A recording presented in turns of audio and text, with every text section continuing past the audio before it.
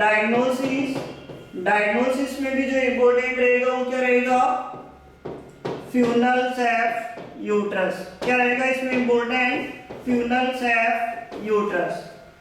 इसके बाद में हमने डिस्कस किए थे मैनेजमेंट, मैनेजमेंट में क्या डिस्कस किया था, शिरोधकर ऑपरेशन, और कौन सा था इसमें, मैकडोनाल्ड ऑपरेशन।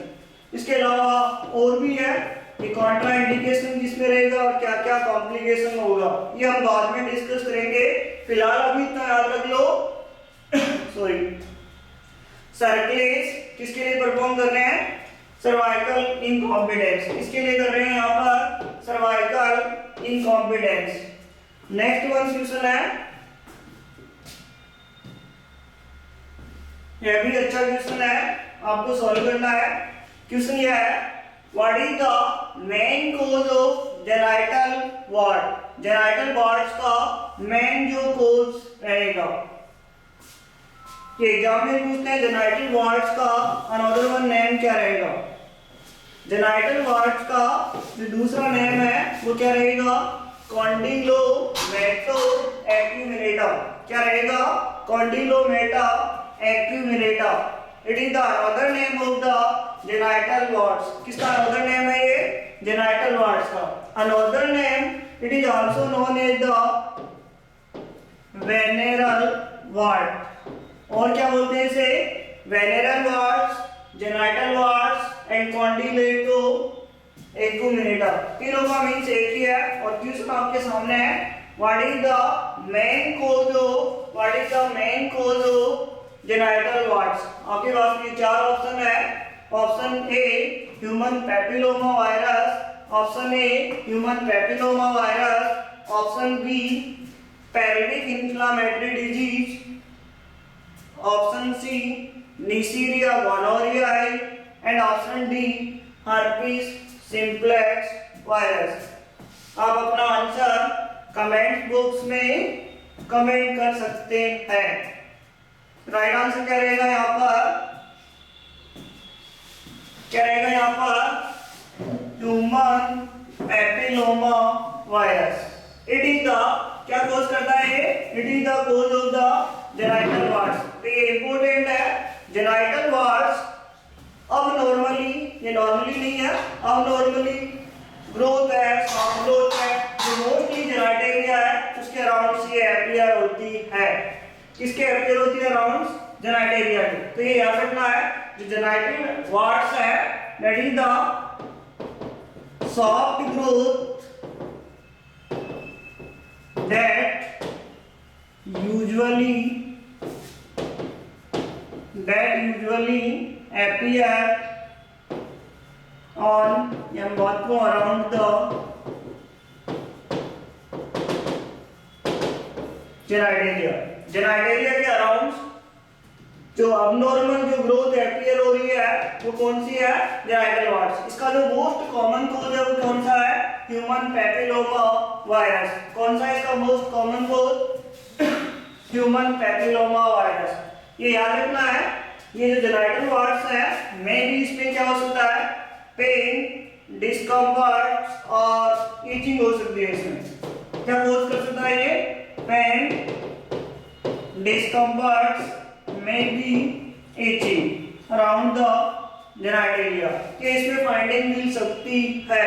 दूसरा इंपॉर्टेंट इसके रिगार्डिंग जो आप याद रखना है, ये किसका मोस्ट कॉमन कॉज, इसका मोस्ट जो कॉमन कॉज है वो क्या रहेगा, HPV human papilloma virus. Another ones इसके रिगार्डिंग जो सेकंड ऑप्शन है ये भी इंपॉर्टेंट है, पेल्विक इन्फ्लेमेटरी डिजीज। मैं बात कर रहा हूं यहां पर सेकंड ऑप्शन। सेकंड ऑप्शन में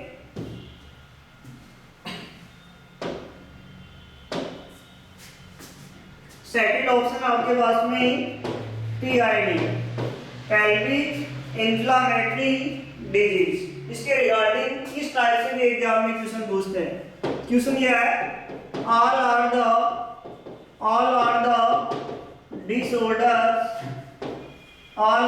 disorders are includes into PID except question ये है all other disorders are including PID except the आपके पास में PID के अंदर कौन सा डिसऑर्डर इंक्लूड्स नहीं होता है वो राइट आंसर बताना। Option A vaginitis, option A vaginitis, option B metritis, option C oophoritis, option D salpingitis. ये चार ऑप्शन है, इन चारों ऑप्शन में से कौन सा डिसऑर्डर पीआईडी में इंक्लूड्स नहीं होता है? पेल्विक इन्फ्लेमेटरी डिसऑर्डर में कौन सा डिसऑर्डर इसमें इंक्लूड्स नहीं होगा? Option A vaginitis, option B metritis, option C oophoritis and option D साल्पिंजाइटिस।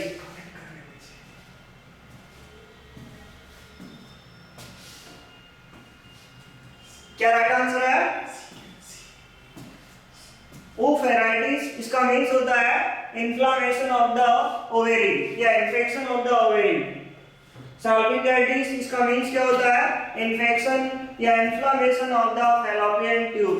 Option B metritis means infection या इन्फ्लामेशन ऑफ द यूट्रस। कौन सा डिसऑर्डर इसमें इंक्लूड्स नहीं होगा? वेरी वेरी इंपॉर्टेंट, पीआईडी में कभी भी वेजाइटिस एंड सर्विसाइटिस कौन सा डिसऑर्डर इंक्लूड्स नहीं होता है? वेजाइटिस एंड सर्विसाइटिस इंक्लूड्स नहीं होता है। तो यहाँ पर राइट आंसर कौन सा रहेगा? यहाँ पर वेजाइटिस एंड सर्विसाइटिस। तो एक तो इस टाइप से क्वेश्चन पूछते हैं regarding to PID. Another one question इसके रिगार्डिंग, जैसे इस क्वेश्चन को सॉल्व करो। क्वेश्चन ये है what is the most common risk factor of ectopic pregnancy. What is the most common risk factor of ectopic pregnancy? अपना आंसर इसमें comments करो।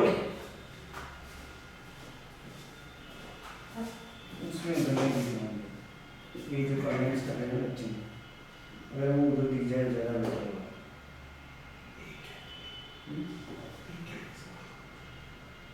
नहीं वो तो मुझे उधर दिख ही नहीं रहा।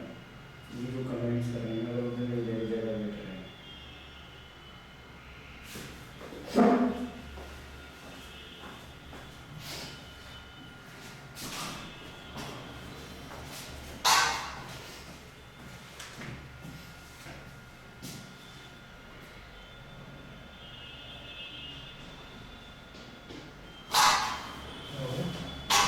ये जो सर है ना, ये जो कमेंट्स कर रहे हैं ना बच्चे, अगर उधर दिख जाए ज़्यादा बेटर होगा। हाँ ठीक है।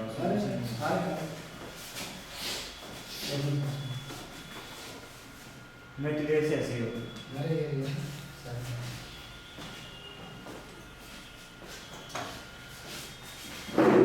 कैसे ना खेले बोलो।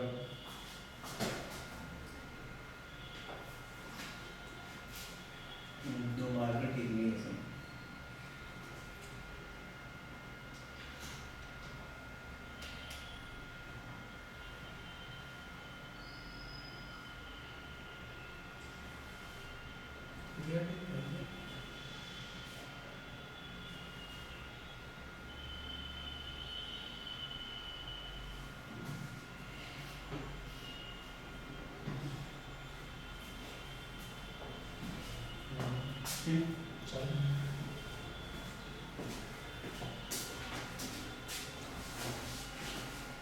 हाँ, आपके पास में जो ऑप्शन थे पीआईडी के अंदर कौन सा डिसऑर्डर इसमें इंक्लूड्स नहीं होता है?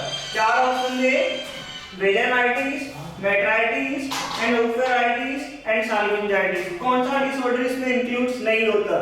तो ये चार ऑप्शन है। चारों ऑप्शन में से जो ऑप्शन ए है वेजाइटिस और सर्विसाइटिस इसमें इंक्लूड्स नहीं होता है। तो वेरी वेरी इंपॉर्टेंट, कौन कौन से डिसऑर्डर होंगे इसमें? Metritis, oophoritis and salpingitis. Next one what is the most common risk factor of ectopic pregnancy. हाँ, इसका राइट आंसर क्या रहेगा? What is the most common risk factor of ectopic pregnancy? Then इसका भी राइट आंसर क्या रहेगा? PID, pelvic inflammatory disorder। किसका right answer है ये?